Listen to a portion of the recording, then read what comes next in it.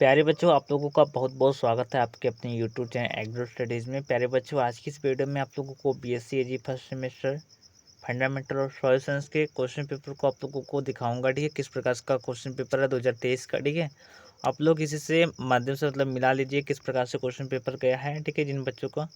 तो friends, video को start करते हैं। तो इसमें दिया गया प्राथमिक खनिज। ठीक है, तो जो खनिज के पार्ट में जो प्राथमिक एवं द्वितीय खनिज थे उनके बारे में डिस्कस किया गया था। ठीक है, इसके बाद पूछे गए थे अग्नि चट्टान। तो चट्टान के बारे में क्वेश्चन पूछा गया था। ठीक है, पहले बच्चे देखिए, सबसे पहले आप तो ध्यान दीजिएगा, ये हमारा पहला सवाल नहीं है। ठीक है, पहला सवाल हमारा कब से स्टार्ट होता है, 1 मिनट आप लोग को दिखा देना चाहते हैं। 1 मिनट, जस्ट वेट। ठीक है, थोड़ा सा आप वेट प्रतीक्षा कीजिए। हाँ जी, हाँ। तो पहला देखिए, जो मैंने पहले ही बता चुका था कि जो सॉइल प्रॉपर्टीज है, ठीक है, मृदा के गुण, ठीक है, भौतिक एवं रासायनिक गुण, उनके बारे में अच्छे से पढ़ लीजिएगा। देखिए, काफ़ी जो 100% में से आप लोगों को पता है, जो फिजिकल एंड जो आपका केमिकल प्रॉपर्टीज है, ठीक है, यानी सॉइल्स का जो फिजिकल यानी भौतिक गुण है, ठीक है, इसके बारे में यदि एग्जाम नहीं हुआ तो इसके बारे में अच्छे से आप लोग स्टडी कर लीजिएगा, बहुत ही ज़्यादा इंपॉर्टेंट है। ठीक है, इसके बाद पेडोलॉजी।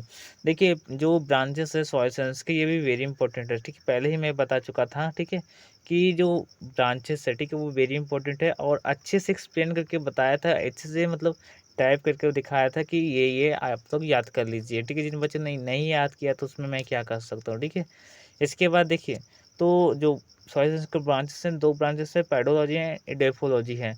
और सॉइल प्रॉपर्टी यानी फिजिकल प्रॉपर्टी में देखा जाए तो सॉइल स्ट्रक्चर है, सॉइल डेंसिटी है, ठीक है, पोर स्पेस, इसके बाद मृदा रंध्राकाश है। ठीक है, इस प्रकार से बहुत से मृदा का रंग है। ठीक है, तो इस प्रकार से सॉइल प्रॉपर्टीज के अंदर यानी भौतिक गुण के अंतर्गत आ जाते हैं।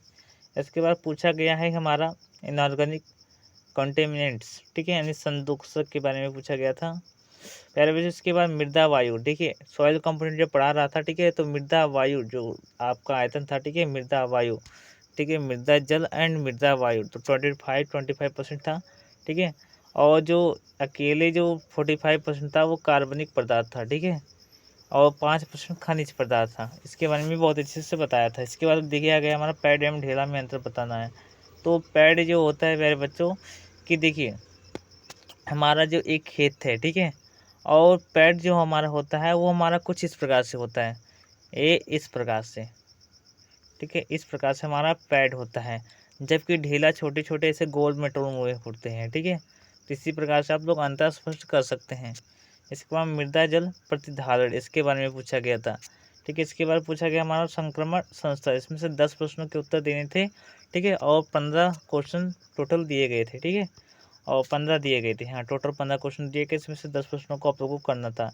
इसके बाद प्राथमिक खनिज। ठीक है, इसके बाद आग्नेय चट्टान। चट्टान 3 प्रकार के हो गए, आग्नेय रॉक्स, ठीक है, और इसके बाद पातालिक चट्टानें हो गई। ठीक है, और इस प्रकार इसके बाद एक और चट्टानें हैं। ठीक है, 3 प्रकार की चट्टानें होती है, इसके बारे में बहुत अच्छे से बताया था। इसके बाद आयन विनिमय के बारे में बहुत अच्छे से बताया था कि आयन विनिमय आप लोग अच्छे से पढ़ लीजिएगा, वेरी इंपॉर्टेंट है।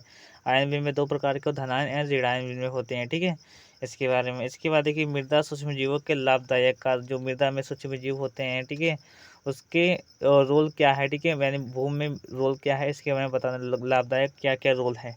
इसके पैतृक पदार्थ, देखिए पेरेंट्स मटेरियल्स। देखिए, सॉइल जेनेसिस में जो मृदा के पैतृक पदार्थ होते हैं, ठीक है, वही हमारे खनिज कहलाते हैं, बाद में हमारे खनिज बनते हैं। तो यही हमारा खनिज पैतृक पदार्थ से तात्पर्य हमारा मृदा में बनने वाले अपक्षय की क्रिया द्वारा बनने वाले, ठीक है, सॉइल के मृदा पदार्थ को ही हम पैतृक पदार्थ बोलते हैं।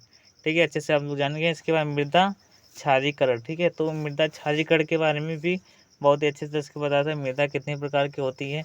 ठीक है, मृदा अम्लता कितने प्रकार की, मृदा क्षारीयता कितने प्रकार की होती है। इसके बाद ह्यूमस, तो पहले ही बताया चुका था ह्यूमस क्या होता है क्या नहीं होता है। एक मटमैला, ठीक है, मटमैला भूरे नुमा एक कलर का होता है ठीक है, और इसके लाभ क्या क्या है इसके बारे में बहुत ही अच्छे से बताया था, स्क्रीन करके बता दिया था। आपने नहीं देखा इसमें तो मैं क्या कर सकता हूँ। ठीक है, इसके बाद दिया गया मृदा गाढ़ता, बहुत ईजी था, मृदा गाढ़ता क्या होती है। ठीक है, पहले वजह। इसके बाद हमारा प्रश्न पूछा गया था सेक्शन बी। तो सेक्शन बी में से हमारे कितने क्वेश्चन से 15 क्वेश्चन थे। ठीक है, जिसमें से हम लोगों को 15 क्वेश्चन में से सॉरी 2 क्वेश्चन करने थे, ठीक है, जिसमें से 2 क्वेश्चन आप लोगों को करने थे और 15 नंबर के एक क्वेश्चन थे, ठीक है। इस प्रकार से 3 10 30 नंबर के यही क्वेश्चन हो जाते थे, ठीक है। तो इसमें से दिया गया हमारा सिलिकेट क्ले से आप क्या समझते हैं, सिलिकेट क्ले खनिजों के गुणों का तुलनात्मक वर्णन कीजिए, ठीक है प्यारे बच्चों। इसके बाद नेक्स्ट हमारा पूछा गया, जो हमारा सवाल पूछा गया था वो हमारा कुछ इस प्रकार से, मृदा कड़ाकार क्या है, सॉइल टेक्सचर क्या है और इसके प्रकारों एवं उर्वरता पर इसके पड़ने वाले प्रभाव के बारे में वर्णन कीजिए। इसके बारे में पूछा गया सॉइल टेक्सचर क्या होता है, ठीक है।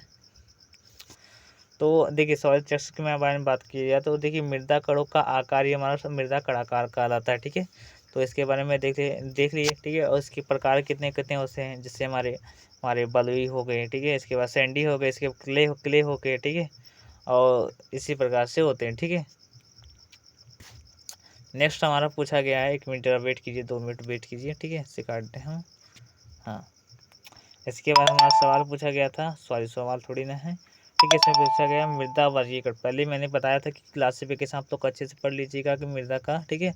और मृदा में भारत में कौन सी मृदाएँ पाई जाती हैं, ठीक है, कौन कौन सी नहीं पाई जाती हैं।